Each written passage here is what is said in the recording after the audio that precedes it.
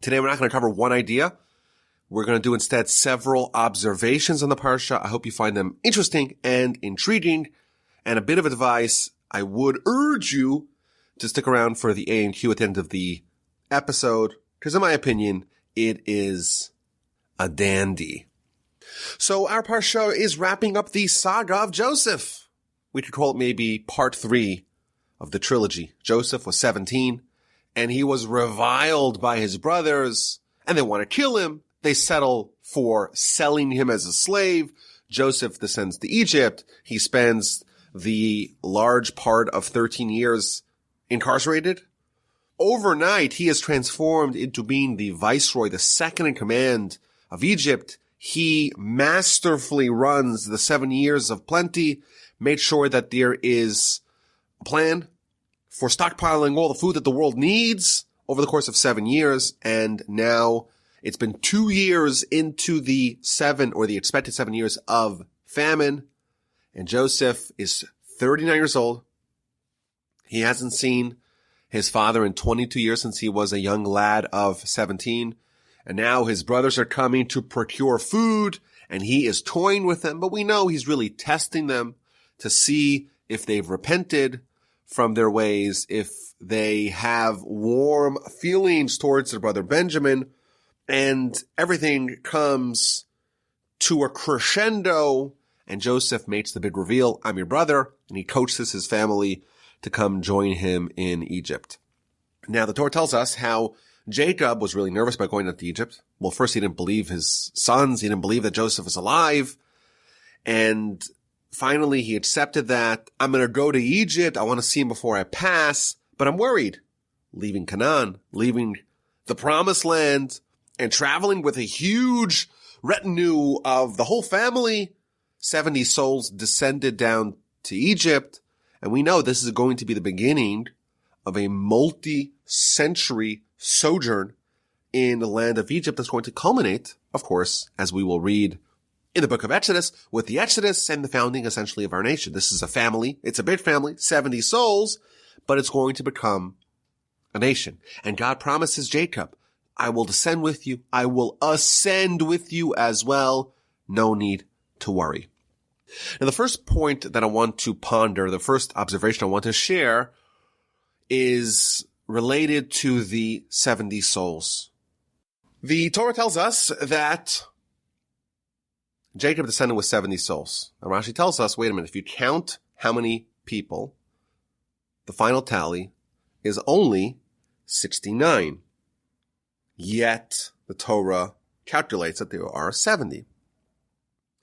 So Rashi tells us, quoting from our sages, that Yocheved, the daughter of Levi, and the mother, soon to be mother of Moses and Aaron and Miriam, she was born between the walls, like right up at the entrance, by the customs, if you will, of Egypt. Yocheved was born.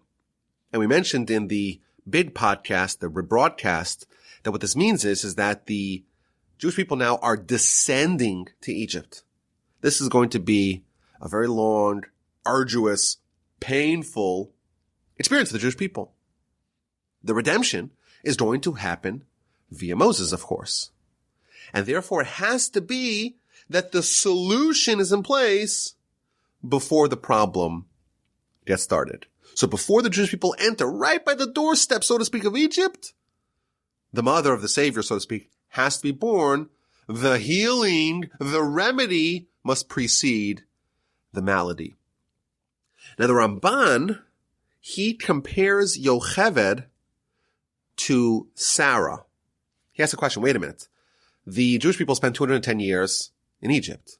Moses is 80 years old at the Exodus. If Yocheved is born right at the entrance to Egypt, that makes Yocheved 130 years old when Moses was born. So the Ramban asks the question, wait a minute. The Torah makes a huge big deal about Sarah giving birth at the age of 90. Yocheved gave birth at the age of 130, 40 years more, 40 years older, more senior than Sarah.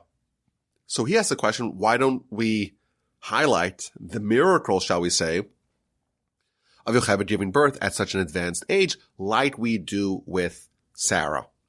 But I find it really interesting that Yocheved and Sarah are being compared when we know that Sarah also had a very transformative, shall we say, experience at the customs, at the border of Egypt. All the way back at the beginning of Genesis, Abraham and Sarah travel to Canaan, and right when they arrive in Canaan, there's a famine. And where do they go? They go to Egypt. And in Egypt, Sarah is abducted and taken to Pharaoh's home. And that's when Abram has to say, well, she's my sister, she's not my wife, don't kill me. Rashi tells us, all the way back in Parshas Lech Lecha, Rashi tells us that Abraham actually put Sarah into a suitcase. You know, as a kid, they used to always say, oh, I want to fly with you, I'll just go in your suitcase, right? Sarah was in a suitcase because Abram was worried that they see this beautiful, gorgeous woman, they're going to want to abduct her. So he says, you know what? I got to put her in the suitcase. But when they entered Egypt, the customs, the immigration officials, they started to inspect and look into Abraham's suitcases, and they found Sarah, and she was taken to the house of Pharaoh. So it's interesting to me that we know of two events that happen exactly at the crossover moment, exactly at the border between Canaan and Egypt, namely the birth of Yocheved and the abduction of Sarah, the great grandmother of Yocheved, and these two people are similar. Moreover, what happened to Sarah? Sarah was taken to Pharaoh's palace. Ostensibly, he's going to marry her, and it didn't really work out for Pharaoh, and he was given plagues by God, and he said, I'm not interested, and he gave Sarah back to Abraham with all kinds of gifts and presents and wealth and gold and silver and all that. So Sarah is almost like she's infiltrating into Pharaoh's palace and cleaning him out. Well, what happens with Yocheved? Yocheved is going to be the mother of Moses. And Moses, of course, is going to be adopted by Pharaoh's daughter, spoiler alert, in the book of Exodus. And he's going to be raised in Pharaoh's home.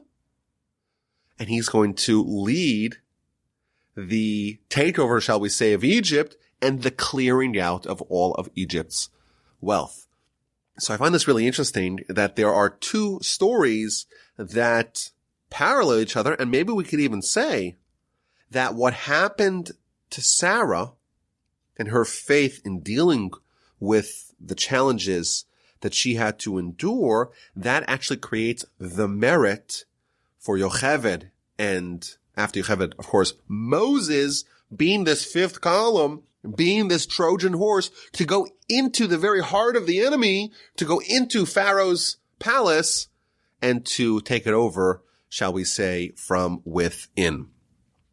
Another interesting idea that I want to discuss in this Parsha Podcast is that Jacob, when he goes down to Egypt, the verse tells us that he takes all the wealth, all the possessions, all the property that he earned in the land of Canaan. And Rashi tells us, but all the property that he earned in Laban's home in Padan Aram, that he all gave to Esau in exchange for his burial spot in the cave of the patriarchs. And he says, well, the possessions of outside the land are not desirous to me. He made a huge pile of it, and he said, okay, it's all yours. And Esau says, well, a burial spot, when there are lots of burial spots, it's like a commodity product. Does it really matter if you're buried here or if you are buried elsewhere? And look at this huge pile of money. He takes the deal. So Esau exchanges his burial spot in the cave of the patriarchs for all the money that Jacob earned in the house of Laban. So of course there's a few questions here that I want to just throw out. Number one, why indeed does Jacob despise the wealth that he earned outside of Israel. In Parshas Vayigash, of course, Jacob risked his life for a few jugs, and that's when he had the nocturnal encounter with the angel. But I do find it interesting, just the imagery here that's being presented by Rashi. Jacob makes a big pile of wealth, of gold and silver. And he says, do you want this? I just find that such an interesting image to think about, to visualize how Jacob is trying to entice Esau to make a deal, and he makes a huge pile of the gold and silver. Another thing I find interesting about this exchange is how this is really the second agreement, the second transaction between Jacob and his brother Esau. The first one, when they were young lads, when they were teenagers, Jacob gives Esau a bowl of red soup in exchange for the birthright. It seems like Esau is driving a harder bargain in the second transaction than the first one. All of the gold that Jacob had accumulated outside the land of Israel, all that in exchange for the burial spot. Moreover, another observation that I had from this teaching in Rashi, as also featured in the Midrash and elsewhere, when Jacob and Esau met, so Jacob spent 20 years with Laban, and he's amassed a tremendous fortune, and he's coming back to Canaan, and he discovers that Esau is coming opposite him with 400 warriors, and of course he sends the whole gift, and they bow down 7 times, and he prepares for war, splits the camp. When they meet, Esau marvels at all the wealth that Jacob has accumulated. And then he tells his brother, I don't want your gift. Don't give me your gift. You keep your gift. I have so much of my own. So Esau here is claiming to not want any of the goodies of Jacob that he had earned in the house of Laban. But really, he did want it. And he was willing to sacrifice his burial spot in the cave of the patriarchs for it. I find this interesting, that Esau is someone who professes to not want all the gold and the silver that he sees, but ultimately he's willing to sell a very precious burial spot in exchange for that. The final observation is that the Midrash tells us that this transaction, this occurred by Isaac's funeral. After Jacob and his brother, they have this reunion with the 400 men. That's really the last time that Jacob and Esau see each other, at least as recorded by the Torah, with the exception of Isaac's funeral. So the Midrash tells us that by Isaac's funeral, which happened in the cave, they looked around and say, hey, there's not many burial spots left. One's going to be for me. One's going to be for you. Jacob says, I want both of them. And Esau says, okay, let's make a deal. Give me all the gold and all the silver and all the possessions that you've accumulated in the land of Padan Aram from Laban. Now, when did this happen? This happened many decades after they first met. So Jacob, I think that's the only way to understand this midrash. Jacob did not commingle his monies, i.e. the monies that he earned outside of the land and the monies that he earned inside the land. He didn't commingle them for decades. He kept them segregated. In his head, there's money of the land of Canaan, and that's the only thing that I want. And then there's money that comes from outside the land of Canaan, and then I'm just keeping it segregated off to the side. Maybe I'll use it to buy the final burial spot in the cave. Now, again, as I mentioned in the other podcast, as an employee of Torch, I'm just contractually obligated to say that our organization is very happy with all kinds of funds, both those earned in the land of Israel and in other places, in all kinds of currencies. The British pound works, the yen, the yuan, euros, also pesos, bolivars, Canadian dollars, Jordanian dinars, Bitcoin. We take it all. Finally, the last idea I wanted to share before we get to the A&Q of this week's Parsha Podcast is a following interesting observation. So Joseph has a dream. He's going to be king. And his brothers and come bow down before him. That has to happen. Joseph's going to be a king. Abraham was promised, all the way back in chapter 15 of Genesis, that his descendants are going to be enslaved and oppressed in a foreign land for 400 years, and then they will leave with great wealth.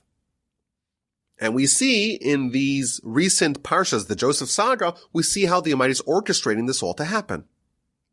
Joseph is sold as a slave after he's reviled by his brothers. He ends up as viceroy of Egypt. And then you have this worldwide famine that Joseph is apprised of ahead of time, and that actually precipitates his brothers and his father and the whole Jewish people, the 70 souls, to come down to Egypt. So here's my question.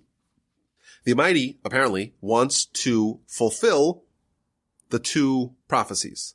Prophecy for Joseph, that he's going to be king. Prophecy for Abraham, that his descendants are going to be forced into exile for 400 years. And we see how it all plays out.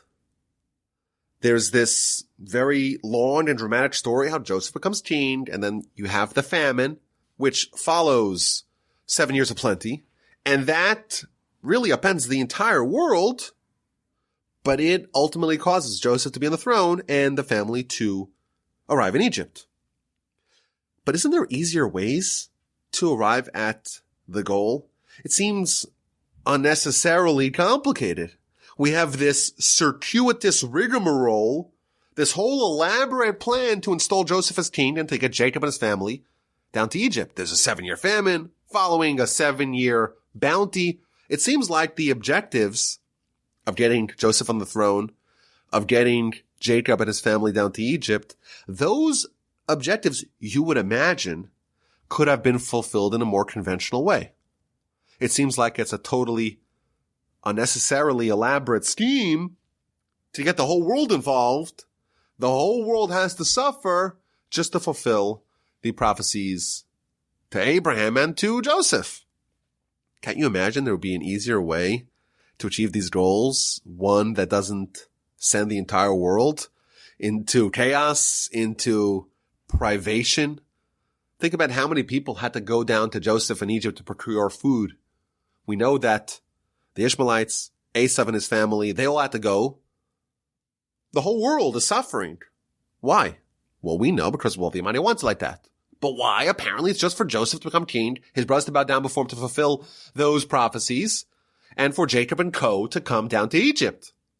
Why is everyone else getting involved? So I saw an amazing midrash. God promised Abraham, you should surely know, your children will be foreigners in a foreign land, they'll be enslaved, they'll be tormented, they will be oppressed for 400 years, and then when they will leave with great wealth. The Almighty promised not only suffering, but also a redemption with great wealth. And the problem was that Egypt did not have great wealth yet, says the Midrash. And therefore the Almighty had to bring about a worldwide famine. And Egypt is going to know about this ahead of time and prepare, thanks to Joseph's foresight. And therefore, all the people are going to need to buy food from Egypt, and they're going to have to bring all their gold and all their valuables and all their great wealth to Egypt. And as a result of that, Egypt became the masters of the entire world economy. And the reason for this is because that was also necessary, because the Jewish people, when they leave Egypt many hundreds of years later, Egypt has all the gold and the Jewish people can clear them all out. What a fascinating midrash. The 7-year bounty followed by the famine had to happen because that was the Almighty's way, so to speak, of taking all the world's wealth and coalescing it all in Egypt to facilitate that when the Exodus happens many years, hence the Jewish people have access to all the world's wealth so they can leave with great wealth. Now, first of all, I'm saying this raises, again, some more interesting questions. Why did all the other nations have to suffer to lose all their wealth, to go to Egypt for a couple hundred years before the Jewish people can leave with all that wealth? But it really hit me. Jacob, he forfeits all the money that he earns outside of the land of Israel. He forfeits all of that for Esau's portion in the cave. And what happens to that money? So you would imagine, based upon the description we have in this week's Parsha about all the money of the world coming to Egypt. And we know Esau did come to Egypt as well. So you would imagine that that money actually ended up in Egypt. And therefore, just working this out, Jacob eventually recouped all his money. Because all the money that he took from Laban and he gave to Esau gave to Egypt. And then 200 years later, by the Exodus, the Jewish people cleaned out Egypt, and that money was once again in Jewish hands, in Jacob, i.e. Israel's hands, which I thought was really interesting, like just following the breadcrumbs, if you will, of what happened to this money. According to this midrash, it eventually ended up back in Jacob's hands, and once again, he got his cake and ate it too. He kept the money eventually, and he ended up with the burial spot as well. And that's kind of the bargain.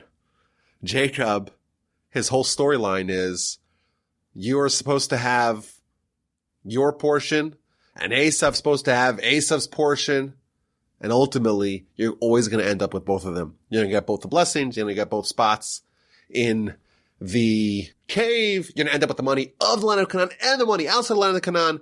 That is how beautiful it is to be part of the Jacob family. We have the promises of the Tala Shamayim Shmani Haaretz, the dew of the heaven and the fat of the land.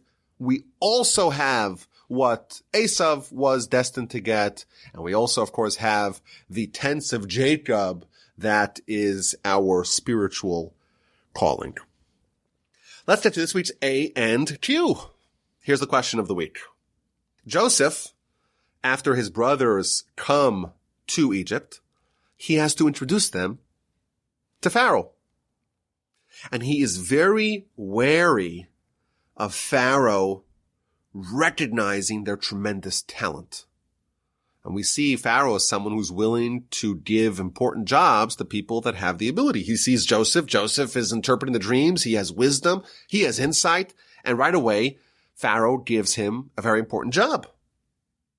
Well, what would happen if Pharaoh gets to meet Joseph's brothers and they too are tremendously talented and gifted? Well, he's going to appoint them as important ministers, heads of provinces, heads of the military. And Joseph is very concerned about that. So he has all kinds of precautions to avoid that. So first he tells his brothers, I'm going to go to Pharaoh, and I'm going to tell Pharaoh that my family's here. And I'm going to tell him that you're shepherds. You're simple shepherds. You're not that talented. You don't know how to work the numbers. You're not someone who could be valuable to Pharaoh. And then Joseph adds, but that's not enough. When you meet him, you also tell him that you're shepherds. And even those two precautions, not enough. When Joseph takes a sample of his brothers, he takes miktsei echa, from the edge of his brothers. Rashi tells us he takes only the 5 weaker brothers. Reuven, Shimon, Levi. By the way, Shimon and Levi were the weaker ones, still strong enough to decimate an entire city. Yisachar, who was always into Torah study, and that you'd imagine that weakened him. And the youngest one, Benjamin. The other ones were big and strong and strapping and so impressive, if Pharaoh even saw them, even though he has been reliably told that they are shepherds, he would still appoint them over important jobs.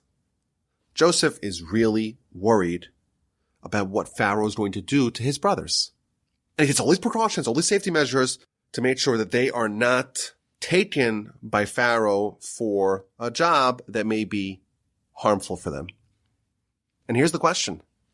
Why is it so bad to have a little clout, to have a little power? Why is Joseph so worried that his brother's going to get important posts, important positions? Joseph, after all, he flourished as viceroy of Egypt. Doesn't it make sense for the Jewish people to get as much power as we can? Joseph's the viceroy. Maybe divide up the country. Every brother becomes a governor of some province. They get control of the military. We run the economy. Secretary of the Treasury. Secretary of War. Of the Interior. What's wrong with that? Why is Joseph so concerned that his brothers will have power? That's the question. If you have an answer, of course, you can email me, rabbiwalby@gmail.com. Let's get to last week's A&Q. And the question was, chapter 42, verse 1, when Jacob sends his sons down to Egypt, he says, I hear that there's food in Egypt. We have to go get food. We shouldn't show off. Rashi tells us that Jacob had plenty of food. And therefore he's worried what's going to be the children of Ishmael and the children of Esau. They're going to see us. They're going to be jealous of us. We shouldn't boast. We shouldn't flaunt our extra grain. And therefore we too should go with everyone else down to Egypt. And the question that we asked is, wait a minute. Was Jacob a prepper? Was he a survivalist? Did he have 30 years of canned goods in his garage? Why did Jacob have grain when no one else did? Why did he only send his children, his sons, to go to Egypt for grain just because he didn't want to show off? How is it possible that Jacob had grain when no one else did? Now, to compound the problem, the Talmud gives us the mark of a complete righteous person, a completely faithful person. The Talmud, the book of Sota, tells us, what is the definition of a person who has full emunah, full faith? The definition of that kind of person is someone who has food for today, pas basalo, you have bread in your basket for today, but you have no food for tomorrow. And someone who has real faith, you rely on God. God's going to watch over you. You have real faith. And you have food for today, but not for tomorrow. You're calm. You don't worry. You don't say, what am I going to eat tomorrow? You know that the Imam will take care of you. So how does Jacob, one of the great heroes of our history, how does he stockpile so much food? Why is he not reliant on God? And question number 2 is that the sources tell us that he was specifically worried about Esau and Ishmael, not the Canaanites. And you would imagine, if Jacob has plenty of grain, why is he worried only about Esau and Ishmael? Why is he worried only about them? What about the rest of the Canaanites, the rest of his neighbors? Wouldn't he have cause for concern that they're going to be envious of Jacob and his family, perhaps, that they have plenty of grain and the Canaanites must go and forage and procure some in Egypt? Those are the 2 questions of last week. Now, I did see the Ramban. The Ramban asked the question that why specifically is Jacob concerned of the sons of Ishmael and the sons of Esau? And he points out that they actually at the time did not live in the land of Canaan. So they would not be neighbors, so to speak, of Jacob. And how would they even know, asks the Ramban, how would they know that Jacob had plenty of food? And he answers, well, they were traveled to Egypt via Canaan, and therefore they would encounter Jacob, and that's why they would be envious. Now, I want to be honest with the crowd here, with the faithful Parsha Podcast audience. When I asked this question last week, I really didn't have an answer, and I was hoping I'd be bailed out by some kind listener who would explain it to me. Didn't it make any sense to me? Why does Jacob have so much food when no one else does? And I did get some good answers, as I always did. But over the course of the week, it hit me. And it hit me with such a way, like I felt like the Almighty took a parachute of knowledge that's so really obvious in retrospect and just deposited it in my brain. And this is, I think, the legitimate answer. And you tell me if you agree. If not, you send me a strongly worded email to my email address, rabbiwalby.com, and say, Rabbi, you missed it. But here's the answer. Jacob tells his sons, go down to Egypt to go get food. Don't show off. Don't show off that we have food. Everyone else is going. We go as well. I think that Jacob did not stockpile food. He did not have more food or more grain than any one of his neighbors. Not the Canaanites, not the Ishmaelites, not Esau's people. No. A tzaddik stockpiles food? No. If you're a true tzaddik, if you have full emunah, full faith in God, and you have food for today, you don't worry about tomorrow. And therefore, I would imagine that Jacob did not stockpile any food, and if anything, maybe he even had less than everyone else, because everyone else did stockpile. Or maybe he had the same exact amount, but he definitely didn't have any more. But what happens? It's a bad yield. It's a year that there's a famine. There isn't sufficient rain, and the bounty that's being produced is very meager. And maybe you have some leftover grain from last year, but the stockpile is dwindling, and everyone is frantic. Everyone's freaking out. We're all going to die. We're going to starve. We're doomed. And that's quite natural. If you see your stock of food dwindling and you know there's no more food in the land, well, even before you run out of food, you start to plan what's going to be when, in a couple of weeks, shall we say, we have a couple of weeks more food and that's it. And then we're all going to die. And Jacob was calm. And Jacob, like a true tzaddik that he was, a truly righteous person that he was, a man of complete total faith, he is totally unmoved. If you have food for today, why would you even worry about tomorrow? You have the Almighty. He'll take good care of you. So everyone else is making this beeline, this frantic beeline to Egypt. There's food in Egypt. Let's quickly hustle over there before our food here is finished. And Jacob is totally at peace, at ease, because he knows that you can rely on God. Why am I worried? If I have food for today, that's all I need to worry about. Tomorrow, what do you mean? I have the Almighty. He's my billionaire dad. He'll take good care of me. So Jacob is calm, not because he has more grain, but because he has more faith. And you can imagine Ishmael and Esau, they didn't wait to the last minute to replenish their food. The second that they sensed that a shortage was pending, they immediately scrambled for food. So what does Jacob tell his sons? We have to go down to Egypt. We have plenty of food, because if you have food for today, you have plenty of food as a true believer. You have plenty of food. But why must we go with everyone else down to Egypt? Because we don't want to show off specifically to Esau and to Ishmael. This is not showing off the food that you have. If the Canaanites were to look at Jacob's food supply, it would probably match theirs. And the fact that he's calm, and the fact that he's not freaking out, and the fact that he's not hustling over to Egypt, that's just because he's a fool. He's crazy. So they're not jealous of him at all. But what's going to be when Esau and Ishmael come by? And they see how everyone's running. They're running themselves to Egypt because there is a famine. We have maybe a week, 2 weeks left of food, and everyone will die. And Jacob's calm, business as usual, relying on God. A man of full faith, you have food today, you're good to go. The Canaanites, they look at him and they see a total fool. Doesn't he realize that he's going to die in a week or two? But what happens when Esau sees him? What happens when Ishmael sees Jacob? These people, they come from the family of Abraham. They have some sort of connection to faith. And they're going to see Jacob at total ease, total calm, with no food, or maybe a week's worth of food left. And they are going to feel a pang of pain due to the fact that Jacob has that Abrahamic level of faith, of being totally calm and at ease because you have total reliance on God. To the Canaanites, it's just total foolishness.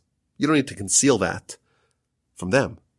But to the family of Abraham that has some semblance of a connection to true faith, it's showing off. And Jacob tells his sons, we have to go into Egypt because we cannot show off. Not to show off the grain that we have. We cannot show off spiritually, we cannot flaunt our righteousness. We cannot cause spiritual envy to our brethren, specifically the people that maybe have some connection to this idea, namely the sons of Esau and the sons of Ishmael. I think it's a very valuable lesson here. When you have something good, you should enjoy it, but you shouldn't flaunt it because they make other people envious, it causes other people pain. That's not what you want. And that applies, we're told here by Jacob, not only with the physical bounty that you have, but also the spiritual bounty. When someone is righteous, they pray, they do kindness, they do charity, whatever it is, they do something good. And maybe there is an urge to say, I'm better than you. Look at me. I'm so righteous. I've done so many mitzvahs. I've given so much charity. I've done so much kindness. We have that urge to show off spiritually as well. And Jacob tells his children, we have faith. We see our diminishing cupboard. We see our diminishing stockpile of food, and we're calm because we know we rely on God 100%. But we cannot lord that over our cousins, the Ishmaelites and the children of Esau.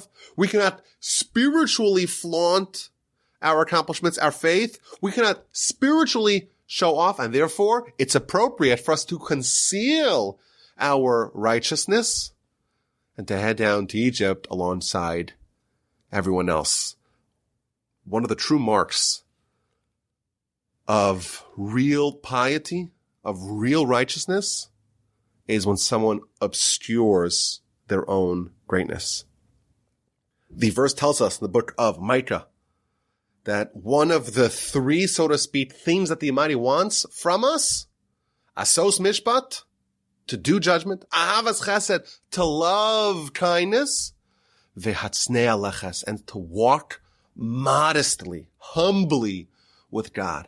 If everything that you do, you want to have billboards proclaiming your righteousness, everyone should know, let me publicize this as best as I could, then there's at least 1/3 of what the Almighty wants from us that we are not fulfilling. Let's take the lesson from Jacob, not to show off, not with our physical accomplishments and prowess, not with our material successes, and certainly not as well with our spiritual triumphs. I thank you for listening. I am so glad that I didn't capitulate to the temptation to withhold from doing a Parsha Podcast this week. It was enjoyable, as it always is. And I thank you for listening and for being such a wonderful friend. My email address is rabbiwolbe@gmail.com. I look forward to chatting, please God, with y'all next week. Have an amazing Shabbos and all the best.